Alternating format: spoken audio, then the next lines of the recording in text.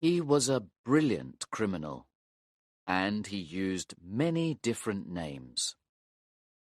The man who robbed the bank in Detroit and shot the bank manager was known as Captain Matherin. The man who committed fraud in Melbourne was known as Rossiter. The police believed that Matherin and Rossiter were the same man. The police could not catch Matherin. He was very careful to protect his real identity.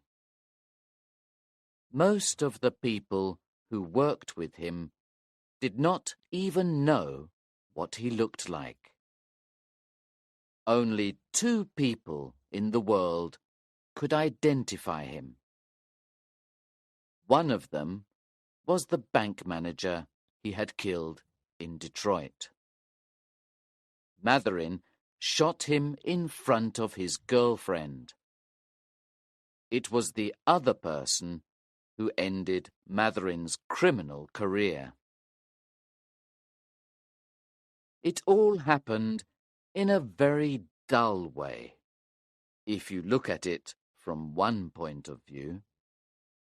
But the story is very different if you look at it from another point of view. I first heard the story from a young detective that I met in a pub near Westminster. Then a young woman called Miss Van Snoop gave me more information. A young lady was driving down Regent Street one day in a horse-drawn cab. It was about 1:30 in the afternoon, and it was warm and sunny. The cab was travelling slowly because the young lady said she was frightened of horses. Regent Street was full of women doing their shopping and men standing around talking. The young lady looked at the street with interest. There was a little stir as the young lady's cab approached the Café Royal. One cab was stopping outside the restaurant, and there were 2 others behind it. The traffic in the street stopped for a moment. The girl looked at the people who were standing on the steps of the building. She sat back quickly in her seat. "Drop me here," she told the driver. Her accent was American. The driver stopped the cab and the girl got out. She gave the driver a coin. The driver looked at it with interest. He smiled. "Americans are very generous," he said to himself. The girl walked towards the Café Royal. She glanced at the men who were standing on the steps. Several of the men looked at her with interest. They were surprised to see a woman on her own. She entered the restaurant and walked into the dining room. "American, you can be sure of that," one of the men commented. "They go anywhere they want. They're not afraid of anything." There was a tall man walking in front of the girl towards the dining room. He was very well dressed. He stopped for a moment when he entered the dining room. He was looking for a table. The girl stopped behind him. The waiter waved the man to a table. The girl sat down at a table behind him. Excuse me, madam. The waiter said to her. This table is for 4 people. Would you mind...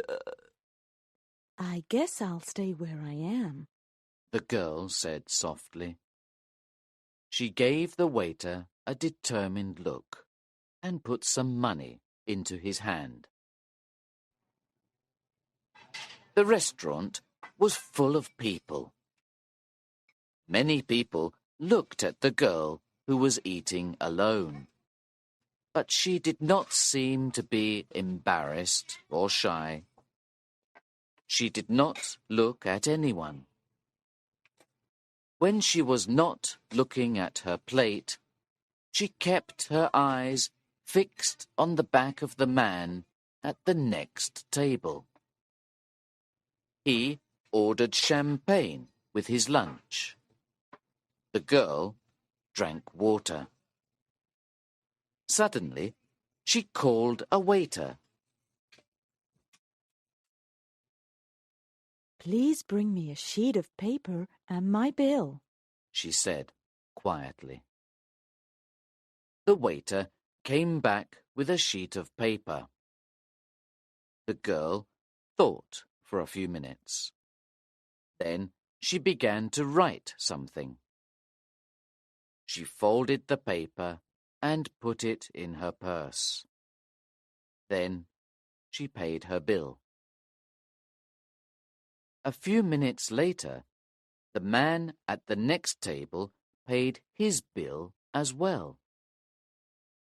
The girl put on her gloves and watched the man's back. The man got up to leave the dining room. He walked past the girl's table. She turned her face away and looked at a mirror on the wall. Then she too got up. She followed the man out of the dining room.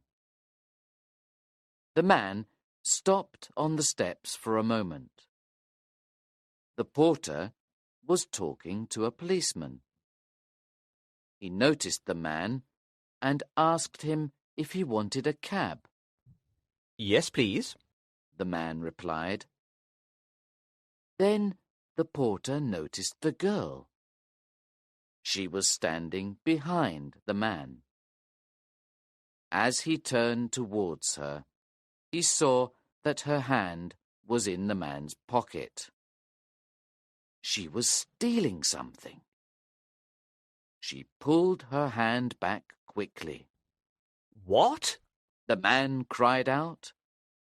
He turned round to face the girl. Is something missing, sir? The porter asked him. My cigarette case. The man said. It's gone. What's this? Said the policeman. He stepped forward. The porter pointed at the girl. That woman has stolen this gentleman's cigarette case. He said. I saw her doing it. The man looked at the girl. Just give it back, He said quietly. I don't want to make a fuss about it. I haven't got it. The girl answered. I'm not a thief. I never touched your pocket. I saw her do it. The porter said again. Right. Said the policeman suddenly.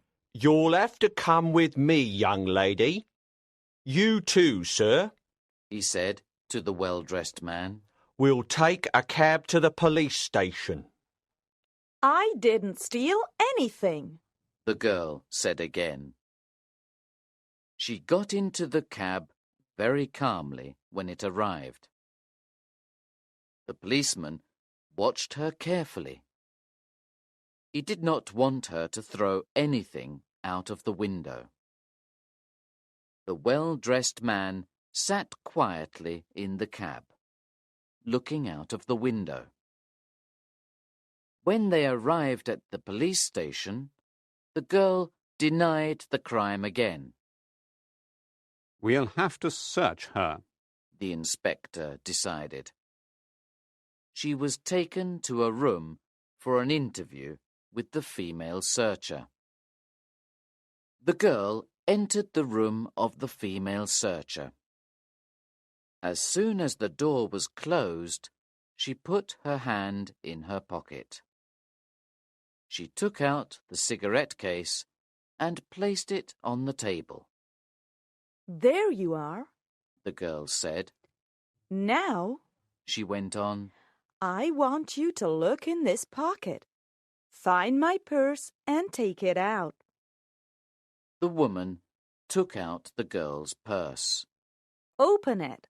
The girl ordered. There's a note inside. She said. Read it, please. The woman took out the note the girl had written in the restaurant.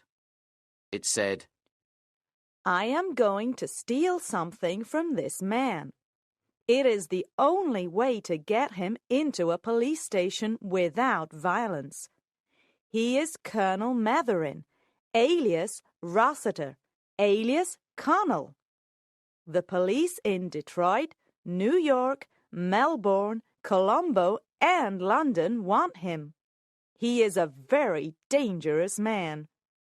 I am a New York detective, Nora Van Snoop. Take that note to your boss. Miss Van Snoop told the woman. Do it now. The woman left the room and spoke to someone in the corridor.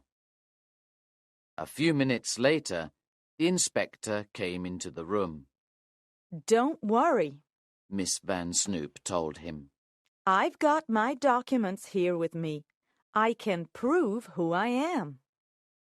Are you sure that this is the man who shot the Detroit bank manager? The inspector asked her. Heavens! Miss Van Snoop cried. Didn't I see him shoot Will Stevens with my own eyes? Didn't I join the police to find him?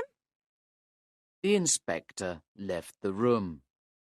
The girl listened attentively. Then she heard a shout from the next room. What?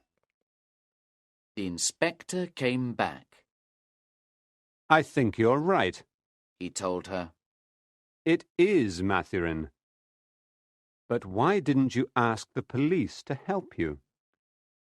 I wanted to arrest him myself.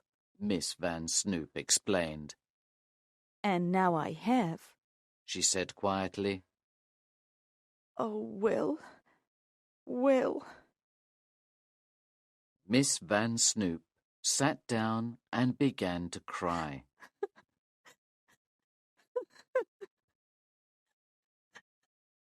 "30 minutes later, she left the police station and went into a post office. She telegrammed her resignation from the New York police force.